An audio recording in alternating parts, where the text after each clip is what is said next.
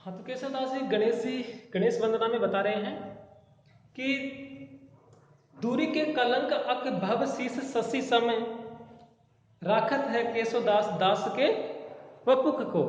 कि केशवदास जी कहते हैं कि अपने भक्तों को गणेश जी सभी विकारों को दूर करते हैं और उसके जीवन में शिव जी के शीश पर सुशोभित निष्कलंक चंद्रमा के समान उस व्यक्ति के जीवन को निर्मल कर देते हैं। साथ ही उसी रूप में अर्थात शिव जी के रूप में ही भक्तों की वो रक्षा करते हैं। उनकी कृपा प्राप्त होते ही जीवन के सारे दुख अर्थात संकटग्रस्त व्यक्ति को बंधनों में जकड़ने वाली जंजीरों के समान आते ही वे तोड़ देते हैं। कैसे कहते हैं कि सांकरे की सांकरन सन्मुख होते तोरे 10 मुख जोवे गज मुख मुख को। यानी जो जीवन में आने वाली कठिनाइयां हैं जो जंजीरों के समान व्यक्ति को जकड़ लेती हैं, गणेश जी उन दुख की जंजीरों को उसी ही प्रकार तोड़ देते हैं जिस प्रकार से एक हाथी का बच्चा कमल नाल को सहज ही तोड़ देता है। और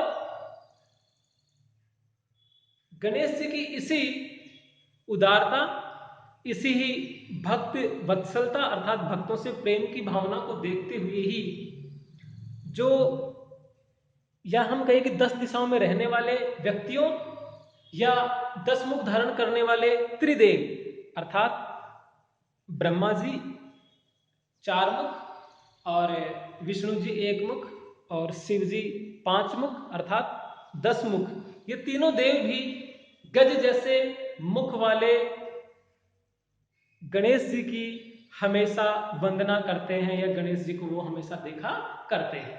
तो इस तरह से केशवदास ने अपनी रचना रामचंद्रिका के प्रारंभ में गणेश वंदना की है। उसके बाद हम देखते हैं केशवदास जी ने सरस्वती वंदना भी की है। और सरस्वती के बारे में आप जानते हैं कि ज्ञान की देवी मानी जाती है, ज्ञान का भंडार है, वो सरस्वती का भंडार है। कि सरस्वती के भंडार की बड़ी अनोखी बात, जो जो खर्चे त्यों बढ़े बिन खर्चे घट जाए। तो देखिए गणेश वंदना के बाद केशवदास ने रामचंद्रिका में सरस्वती वंदना भी की है। और सरस्वती वंदना को लेकर केशवदास जी ने लिखा है कि बानी जग रानी की उदारता बखाई जाए ऐसी मति उदित उदार कौन की भाई।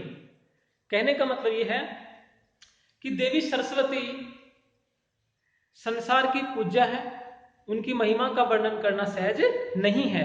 इस संसार में सरस्वती के समान समृद्ध अर्थात प्रखर बुद्धि वाला कोई नहीं है। बानी जग रानी की कहने का मतलब क्या है कि उनकी जो महिमा है, उनकी महिमा का वर्णन एक साधारण व्यक्ति नहीं कर सकता।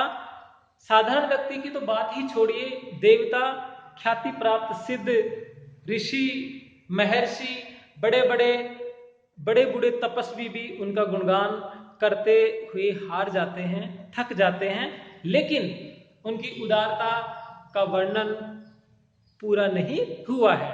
बानी जग रानी की, यानी बानी मतलब ऐसा व्यक्ति कौन है जो अपनी वाणी से, अपने मुख से जग रानी अर्थात जग की रानी अर्थात सरस्वती की उदारता यानी उनके हृदय की विशालता, उनकी बुद्धिमत्ता, उनकी प्रखर, उनकी समृद्धि के बारे में ऐसा कौन व्यक्ति है जो उनका वर्णन कर सकता है, बखानी जाए अर्थात उनका वर्णन कर सकता है। ऐसी मति, ऐसी मतलब इस प्रकार की मति मतलब बुद्धि, ऐसी इस संसार में ऐसा उदार व्यक्ति है, ऐसा प्रखर बुद्धि वाला व्यक्ति कौन है जो सरस्वती की उदारता का वर्णन कर सकता है, अर्थात कोई नहीं है।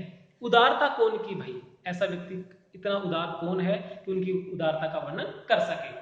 देवता प्रसिद्ध सिद्ध ऋषि राज तप वृद्ध अर्थात उनकी उदारता का वर्णन इस संसार में देवताओं ने भी किया है।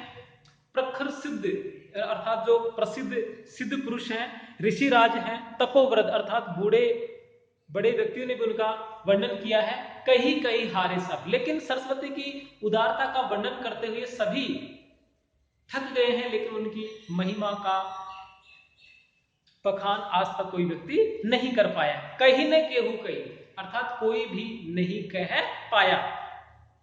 भावी भूत वर्तमान जगत बखानत है, केशवदास के ही न बखानी काहू पे गई। कहने का मतलब क्या है कि जो व्यक्ति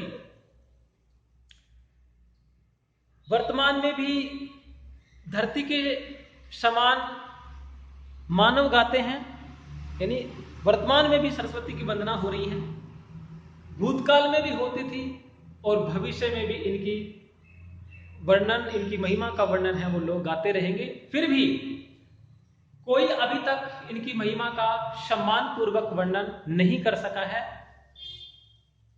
पति बनने 4 मुख, पूत बनने 5 मुख, नाती बनने 6 मुख, तदपि नहीं नहीं। देखिए कितनी अच्छी बात केशवदास ने सरस्वती को लेकर के कही है कि फिर भी कोई भी व्यक्ति उनकी महिमा का सम्मान पूर्वक वर्णन नहीं कर सका है। इनके पति अर्थात ब्रह्मा ने अपने 4 मुखों से और इनके पुत्र शिवजी ने अपने 5 मुखों से तथा इनके नाती स्वामी कार्तिकेय ने अपने 6 मुखों से इनकी महिमा का वर्णन किया है, लेकिन फिर भी इनकी महिमा का नित्य नवीन, इनकी महिमा है वो नित्य नवीन लगती है। अर्थात वाणी की देवी सरस्वती की उदाहरणा वर्णातीत, अर्थात उनका वर्णन आज तक कोई नहीं कर पाया है। अब देखिए इस प्रकार की महिमा का बखान केशवदास ने सरस्वती वंदना को लेकर के किया है। तो ये जो पद्यांश है, कई बार आपकी परीक्षाओं में भी इस तरह के ये पद्यांश आने की संभावनाएं होती हैं, तो आप इसका सप्रसंग व्याख्या करेंगे। लेकिन जब आप कला सौंदर्य की बात करते हैं तो कला सौंदर्य में हम देखते हैं कि इसमें कवि ने सरस्वती की अनिर्वचनीयता का वर्णन किया है। वाणी एवं बुद्धि की अष्टाध्यायी देवी होने से यह अभिव्यक्ति उचित है। साथ ही इसमें अगर हम अलंकारों की बात करें तो अलंकारों में अनुप्रास अलंकार, विशेषोक्ति, वक्रोक्ति के साथ साथ पुनरुक्ति प्रकाश अलंकारों का भी इसमें प्रयोग हुआ है।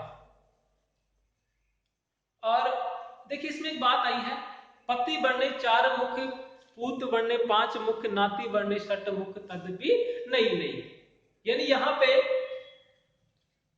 सरस्वती के पुत्र रूप में शिवजी और नाती के रूप में कार्तिकेय का उल्लेख हुआ है, लेकिन ऐसा उल्लेख पौराणिक न होकर सिर्फ कल्पना मिश्रित है और इसके कारण समीक्षकों ने इसमें एक दोष भी माना है। तो ये हैं आपके केशवदास जी ने जो सरस्वती वंदना की है। उसके बाद अगले वीडियो में हम बात करेंगे रामचंद्रिका की ही। केशवदास ने जो गणेश वंदना की है, गणेश वंदना के बाद जो सरस्वती वंदना की है, इस सरस्वती वंदना के बाद आचार्य केशवदास ने श्री राम वंदना भी की है। उसकी चर्चा हम अगले वीडियो में करते हैं। धन्यवाद।